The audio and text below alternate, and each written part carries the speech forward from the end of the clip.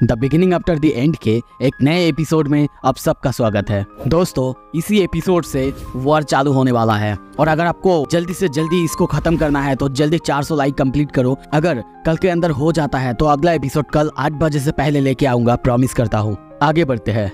Episode के शुरू में हमें रात को दिखाया जाता है। आर्थर उसी सोल्जर के साथ आगे जा रहा था ग्लोरी को ढूंढने के लिए और कुछ ही देर बाद वो उसे मिल भी जाता है।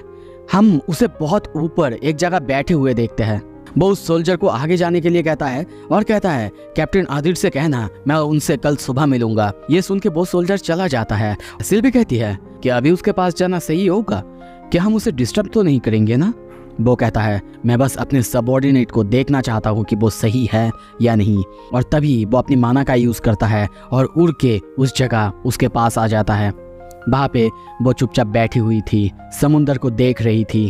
और जब आर्थर उसके पास आता है, आते ही वो उसे फिर से ड्रिंक ऑफर करती है। आर्थर फिर से पहले मना करता है, पर कुछ देर इंसिस्ट करने के बाद वो फिर से उसे लेता है और पीना चालू कर देता है। और कुछ देर चुप रहने के बाद तभी ग्लोरी कहती है, आर्थर क्या तुम्हें लगता है हम इस वॉर को जीतेंगे? आर्थर कुछ देर चुप रहता है और कहता है मैं इंटायरली श्योर नहीं हूँ, पर जो मुझसे हो सकता है मैं वो सब करूँगा। ये सुन के वो थोड़ा सा रिलीफ महसूस करती है और कहती है तुम मुझसे आधे उम्र के हो, फिर भी तुम्हारे वर्ड्स मुझे कंफर्ट करते हैं। जैसे कि तुमने जो कहा पक्का तुम वो करने वाले हो। आर्थर तभी थोड़ा सा सैड होते हुए कहता है मैंने बहुत सारे लोगों को डाउन किया था, जो लोग मुझ पे विश्वास करते थे जायरस एकेडमी के टाइम पे। और तभी वो लोग जायरस एकेडमी के उस वक्त को याद करने लगते हैं जब वहाँ पे हमला हुआ था। आर्थर आया तो था, सबको बचाया, पर फिर भी कुछ लोग थे जिन्हें वो नहीं बचा पाया था। और तभी वो जायरस एकेडमी के बारे में पूछता है और कहता है तेसिया को कुछ भी याद नहीं है और कार्टिस और कैथलीन वो दोनों ऐसे एक्ट करते हैं जैसे कि उन्हें कुछ पता नहीं हो या फिर याद करना नहीं चाहते हैं। यहाँ पे पहले ग्लोरी बताना नहीं चाहती थी, कहती है आर्थर जो चला गया है वो गया है। पर आर्थर कहता है मुझे जानना है वेनिसी, मुझे जानना है। पर ये सुन के वो अब कहने लगती है सबसे पहले हमें पता चला था डोरडेरा के बारे में, वो मर चुकी थी। उसके बाद थियोडोर वो बहुत ज़्यादा इंजर्ड थी, बाद में वो बच नहीं पाई। आर्थर ये सुन के बहुत ज़्यादा सैड होता है और तभी वो क्लैरी और फ्रेडिथ की बात करता है। हमें यहाँ पे पता चलता है फ्रेडिथ उसकी भी हालत बहुत ज़्यादा ख़राब थी और इसी वजह से उसका फैमिली उसे आके ले गए। और इस तरफ क्लैरी ब्लेडहर्ट, उसके फैमिली उसके बारे में थोड़े से सीक्रेटिव है, पर उसे इतना पता है कि वो जिंदा है। और तभी आर्थर काई के बारे में पूछता है। ये सुनते ही ग्लोरी कहती है काई हमें बाद में पता चला वो भी उन्हीं के साथ जुड़ा हुआ था और उन्हीं के साथ डिसअपीयर हो गया था, वो भी एल्जा के साथ। ये सुनते ही आर्थर को बहुत गुस्सा आता है। ग्लोरी कहने लगती है 5 लोग जिन्हें हमने पकड़ लिया था और बाकी 30 वो भाग चुके थे। ये सब सुन के आर्थर को बहुत ज़्यादा गुस्सा आ रहा था। वो सोच रहा था कि वो अपनी पास्ट लाइफ में जैसा था उसे फिर से एक बार वैसे ही होने का मन कर रहा है, बहुत ज़्यादा क्रूअल, इमोशनलेस। वो सोचने लगता है आज उसकी मुलाकात जितने लोगों से हुआ, पता नहीं वॉर में कौन जिंदा रहेगा या फिर कौन नहीं। पर तभी क्लैरी समझाती है आर्थर चाहे तुम कुछ भी कर लो, तुम सबको कभी नहीं बचा सकते, पर मैं तुम्हें एक चीज़ बता सकती हूँ, तुम्हारी वजह से बहुत ज़्यादा डिफरेंस आया है। तुम्हारी जायरस के एंट्री के बाद तुम्हारी वजह से जायरस पूरी तरह से सेफ है। आर्थर कहता है नहीं वेनेसी ये सही नहीं है। पर वो तभी कहने लगती है नहीं मैंने तुम्हें फेल किया, मुझे तुम्हें बचा लेना चाहिए था, मेरे सामने तुम गिर रहे थे पर फिर भी मैं तुम्हें बचा नहीं पाई, पर बाद में तुम वापस आए। आर्थर सोल्जर्स के लिए मुझे स्ट्रॉन्ग रहना पड़ता है, पर मैं डरी हुई हूँ आर्थर। ये सुन के कुछ देर चुप रहने के बाद आर्थर तभी सिल्वी को ट्रांसफॉर्म होकर चारों तरफ एक बार देखने के लिए कहता है। और ये सुनते ही सिल्वी तभी ट्रांसफॉर्म होती है और आसमान की तरफ उड़ जाती है। और तभी आर्थर उठता है और उसे अपने साथ जाने के लिए कहता है क्योंकि नाइट अभी भी बहुत ज़्यादा यंग है और सोल्जर्स वो रुकने का नाम ही नहीं ले रहे हैं। और वो दोनों अब उन लोगों को ज्वाइन करने के लिए चले जाते हैं। सीन शिफ्ट होता है। अगले दिन हमें दिखाया जाता है ग्लोरी आर्थर को नींद से उठाती है। आर्थर उसे ऑर्डर देता है कि उसे फिर से सोने दिया जाए, पर ग्लोरी कहती है माफ करना मैं ऐसा नहीं कर सकती, तुम्ही ने कहा था कि ऐदुर के साथ तुम्हें आज ही सुबह मीटिंग करनी है। और तभी वो उसे बहुत सारे पेपर्स देती है और उन सबको पढ़ के तैयार होकर आने के लिए कहती है। पर तभी वहाँ पे सिल्वी आती है जिसे देखते ही आर्थर डर जाता है और सिल्वी से पूछता है कि क्या हुआ था। सिल्वी कहती है, क्या तुम्हें कुछ भी याद नहीं? तुम बहुत ज्यादा ड्रंक थे और एक मरे हुए आदमी की तरह मुझे तुम्हें यहाँ पे लाना पड़ा ताकि तुम अपने आप को और शर्मनाक ना करो। और तभी आर्थर चारों तरफ के हाल पूछता है। वो बताती है कि नहीं, मुझे कहीं भी कुछ नहीं दिखा, पर बहुत ज्यादा फॉग था जिसकी वजह से मैं ज्यादा देर नहीं देख पाई। और तभी वो उसे रेडी होके आने के लिए कहती है।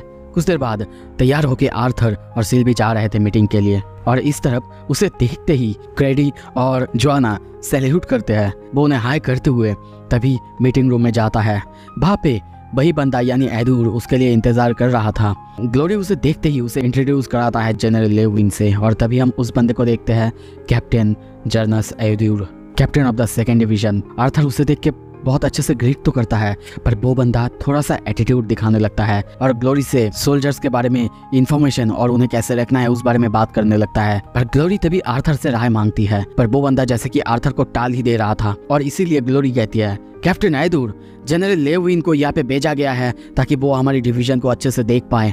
पर वो कहता है, जनरल लेविन वो एक लेंस है तो उसे लेंस के काम ही संभालना चाहिए, और यहाँ पे सबसे ज्यादा सोल्जर्स के बारे में कैप्टन्स को ही पता होते हैं। पर इस तरफ ये सब सुन के सिल्वी को बहुत ज्यादा गुस्सा आ जाता है।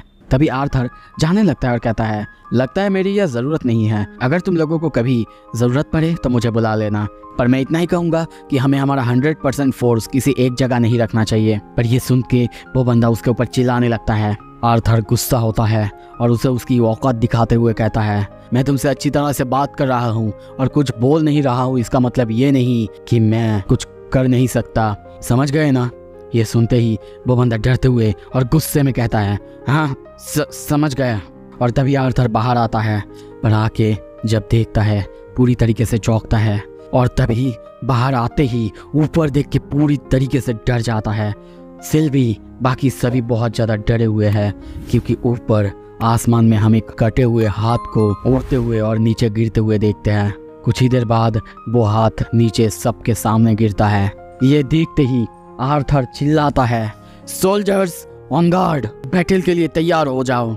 ये सुनते ही सारे सोल्जर्स अब दौड़ने लगते हैं अपने अपने हथियार लाने के लिए, और तभी उसके पीछे वो कैप्टन था, ये उसका ही सोल्जर का हाथ था, इसीलिए वो वहाँ पे दौड़ के जाने लगता है अपने सोल्जर्स के पास। पर आर्थर उसे रोक लेता है, कहता है कि उसके बाहर जाना खतरे से खाली नहीं होगा, पर वो उसकी बात बिना सुने आगे जाने लगता है। आर्थर कहता है, कैप्टन ये हीरो बनने का वक्त नहीं है, और आपको प्रोफेसर ग्लोरी के साथ ही फाइट करना चाहिए, उनको असिस्ट करना चाहिए, उनकी फोर्स बहुत ज़्यादा ऑर्गेनाइज फॉर्मेशन में है। ये सुन के वो कैप्टन उसके हाथ से हाथ छुड़ाते हुए वहाँ पे आगे जाने लगता है। वहाँ पे हम आग जलते हुए देखते हैं। सारे सोल्जर्स फाइट के लिए आगे बढ़ रहे थे।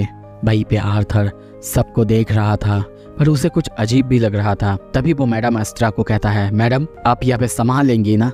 वो कहती है, कैप्टन ग्लोरी को मुझसे अच्छा ऑगमेंटर कहीं मिल ही नहीं सकती। ये सुन के आर्थर अब आगे जाने लगता है, और तभी वो सिल्वी को ट्रांसफॉर्म होने के लिए कहती है। सिल्वी कहती है, क्या ये ठीक होगा सबके सामने यहाँ पे ट्रांसफॉर्म होना? आर्थर कहता है, हाँ सिल्वी तुम करो, मुझे जानना है जल्दी से जल्दी कि क्या हो रहा है। तुम बहुत ऊपर से उड़ना और बर्ड्स के साथ ब्लेंड हो जाना। और तभी वो ट्रांसफॉर्म होती है, और सभी अब उसे देखने लगते हैं, चौंकते हैं, खुश भी होते हैं, और सबको होप भी मिलता है। कुछ देर बाद हम सिल्वी और आर्थर को आसमान में देखते हैं, बहुत ऊपर। सिल्वी कहती है, आर्थर बैटल शुरू होने से पहले मैं तुम्हें एक चीज़ बताना चाहती हूँ। तुम्हें बता दूँ कि मैं बहुत लिमिटेड हूँ कि मैं कैसे तुम्हें हेल्प कर सकती हूँ। आर्थर कहता है, क्या तुम असुरास के ट्रीटी के बारे में बात कर रहे हो? वो कहती है, हाँ इस बारे में अल्दिर ने तो मुझे वार्न किया था, पर और भी कुछ है। जब मेरी अवेकनिंग प्रोसेस चल रही थी तब ग्रैंडफादर इंद्रात ने मुझसे कहा था, जब तक मैं अपनी एथर की पावर को फुल्ली अवेकन ना कर लूँ और उसे कंट्रोल ना कर पाऊँ, तब तक मैं तुम्हें बहुत ही कम और लिमिटेड तरीके से हेल्प कर पाऊंगी। आई एम सॉरी आर्थर, मैंने ये तुम्हें पहले नहीं बताई। पर आर्थर कहता है, कोई बात नहीं सिल्वी। और तभी वो आसमान में उड़ने लगता है। आर्थर नीचे देखता है, वहाँ पे खतरनाक वार चल रहा था। मॉन्स्टर्स सोल्जर्स को मार रहे थे, उनकी सर को उखाड़ रहे थे। वहाँ पे चारों तरफ आग लगा हुआ था। हम बहुत सारे सोल्जर्स को, अलग अलग तरह की मॉन्स्टर्स को देखते हैं। चारों तरफ खून, बहुत सारे सोल्जर्स को वहाँ पे मरे हुए देखते हैं। अलग अलग तरह की बीस्ट जिनको कि हमने दिकातन में कभी नहीं देखा था। और ये देख के आर्थर तभी सिल्वी को कहता है, सिल्वी प्लान में कुछ चेंजेस है, क्या तुम छुप के रह सकती हो और देख सकती हो वो लोग कैसे और क्या कर रहे हैं? मैं फाइट को ज्वाइन करता हूँ। ये सुन के सिल्वी कहती है, क्या? अगर तुम्हें कुछ हुआ तो मैं तब दूर रहूंगी मदद करने के लिए। आर्थर कहता है, कोई बात नहीं सिल्वी, मैं अपने आप को संभाल लूंगा, पर जब तक मैं नहीं जाऊंगा ये लड़ाई एक हारा हुआ लड़ाई होगा। अगर मेरा शक सही निकला ये वार वैसा नहीं होगा, मतलब उनका और हमारा सिंपल वार नहीं होगा, ये कुछ अलग ही है। सिल्वी कहती है, ठीक है आर्थर, अगर ऐसी बात है जाओ, पर अगर तुम्हें कुछ हुआ तो मैं तभी सब कुछ छोड़ के तुम्हें बचाने के लिए आ जाऊंगी और तुम्हें दूर ले जाऊंगी, चाहे कुछ भी हो जाए। और ये सुनते ही आर्थर उसे थैंक्स कहते हुए वहां से जंप करता है। इस तरफ हम प्रोफेसर ग्लोरी को देख रहे हैं, वो अपने सोल्जर्स को डायरेक्शन दे रहे हैं, अलग अलग तरीके से फाइट करने के लिए कहती है। और तभी उसके पीछे कोई एंट्री लेता है, वो तलवार से उसे मारती, पर तभी देखते हैं वहाँ पे और कोई नहीं बल्कि आर्थर था। वो चौंकते हुए कहती है, आर्थर तुम तो जाने वाले थे ना? आर्थर कहता है, हाँ, पर मैं अपनी इस प्यारी सबऑर्डिनेट को छोड़ के ऐसे ही कैसे जा सकता हूँ। और तभी वो चारों तरफ अब देखने लगता है, चारों तरफ आग जल रहा है, बहुत अजीब अजीब से मॉन्स्टर्स हैं, सारे सोल्जर्स को मार रहे हैं। पर आर्थर को अब भी पता नहीं क्यों सब कुछ थोड़ा सा अजीब लग रहा था, क्योंकि उसने सोचा था जो वृथरा क्लैंस के लोग होंगे वो मॉन्स्टर्स जैसे होंगे, पर वो भी यहाँ की यानी दिकातेन की सोल्जर्स की तरह ही है, बस मैजिक में थोड़े से अच्छे और थोड़े से पावरफुल, शायद सिल्वर कोर्स जितना पावरफुल। और तभी एक सोल्जर उसके ऊपर हमला करने आता है, पर वो बहुत ही आसानी से उसकी अटैक को डॉज करता है और उसकी तलवार को अपने हाथ में लेते ही वो खुद उसके ऊपर हमला कर देता है। पर उसे कुछ अजीब लगता है क्योंकि उस तलवार से उसको कुछ भी नहीं हुआ था। तभी हम देखते हैं वहाँ पे उसके बॉडी पर एक शील्ड जैसा कुछ, पर ये स्पेल इस सोल्जर का खुद का नहीं था। और तभी दूर से वो और एक सोल्जर को देखता है जो कि उसके ऊपर ये शील्ड परफॉर्म कर रहा था। पर ये बैरियर ये बहुत ज़्यादा एफिशिएंट था, ऐसा बैरियर कभी आर्थर ने दिकातेन में नहीं देखा। और तभी वो उस बंदे को मारने के लिए पहले आगे बढ़ता है, उसके ऊपर हमला करता, पर उससे पहले ही वो बंदा एक शील्ड तैयार करता है और पीछे से वही सोल्जर अब उसके ऊपर हमला करता है। आर्थर दोनों की अटैक को टैकल करता है और दोनों को मारते हुए आगे बढ़ता है, पर फिर भी उसे कुछ अजीब लग रहा था, जैसे कि बाकी लोग उसे या फिर उसकी तरफ देख ही नहीं रहे थे। बाकी लोगों के लिए, बाकी सोल्जर्स के लिए वो दोनों वो इनविजिबल है, जैसे कि कोई इल्यूजन या फिर कुछ और तभी वही बंदा जिसके ऊपर उसने हमला किया था वो शील्ड तैयार करने के लिए कहता है। दूसरा बंदा जो कि शील्ड तैयार कर रहा था ये करने की कोशिश भी करता है और दोनों मिलके एक साथ उसके ऊपर हमला करते, पर आर्थर आसानी से उसको वहीं पे मार देता है। और अब वो पीछे उस बंदे को देखता है और उसकी तरफ मारने के लिए आगे बढ़ता। वो बंदा शील्ड तैयार करता है, पर तभी पीछे से कोई आग से हमला करता है। वो किसी तरीके से उस आग से अपने आप को बचाता है और जब देखता है कि सामने बहुत दूर से एक शायद ऑगमेंटर उसके ऊपर ऐसे हमला कर रहा था। और तभी आर्थर अपनी तलवार के ऊपर पावर देता है और उस सोल्जर के ऊपर हमला करता है। पर इस तरफ से जो सोल्जर शील्ड तैयार कर रहा था वो अब शील्ड को आगे करता है और उस सोल्जर को बचा लेता है। मतलब ये लोग एक दूसरे को सपोर्ट करते हुए इस वॉर को लड़ रहे थे और ये एक ऐसी फाइटिंग की टेक्निक है जो कि दिकातेन के लोग यूज नहीं करते। और तभी देखते हैं आर्थर अपनी रेल्म हार्ट टेक्निक यूज करता है और अब वो सारे सोल्जर्स को देखने लगता है। उनकी पार्टिकल्स को देख के उसे अब समझ आ जाता है कि ये सब कुछ एक इल्यूजन की तरह है और यहाँ पे सिर्फ 2 या फिर 3 बंदे हैं जो कि जेन्युइन हैं। और तभी इल्यूजन को छोड़ के वो मेन सोल्जर को पकड़ता है उसके गले से और उसके ऊपर वहीं पे खतरनाक तरीके से हमला करता है और सोचता है क्या ये लोग ऐसे ही लड़ते हैं या फिर सर्टेन यूनिट्स हैं जो कि ऐसे फाइट करते हैं। Thanks to realm heart technique कि मेरे सामने अब सब कुछ क्लियर है। और तभी वो हमला करने के लिए तैयार होता है। दूसरा बंदा शील्ड तैयार करने के लिए कहता है उसे बचाने के लिए, पर वो बंदा उसे बचाता उससे पहले ही आर्थर उसके ऊपर हमला कर देता है जो कि उसकी बॉडी को चीरते हुए फाड़ते हुए आगे बढ़ जाता है। यहाँ तक कि जो बंदा शील्ड तैयार कर रहा था उसको भी वो वहीं पे मार देता है। अब उन दोनों को मारने के बाद आर्थर वहीं पे खड़ा हुआ था। चारों तरफ बहुत सारे लोग मर चुके थे, खून, आग, बॉडीज जल रहे थे, खून का स्मेल बहुत तेजी से बढ़ रहा था। और तभी जो भी सोल्जर्स उसको मारने आ रहे थे वो उन सबको मारते हुए सीधा उसी बंदे के पास जाता है और उसे मारता है जो कि उसके ऊपर आग से हमला कर रहा था। और वहीं पे उस बंदे का सर के नीचे गिरता है। वो जब देखता है सामने हम देखते हैं क्लेडी फाइट कर रही थी, पर तभी वो चौंकता है क्योंकि एक सोल्जर उसे पीछे से मारने आ रहा था।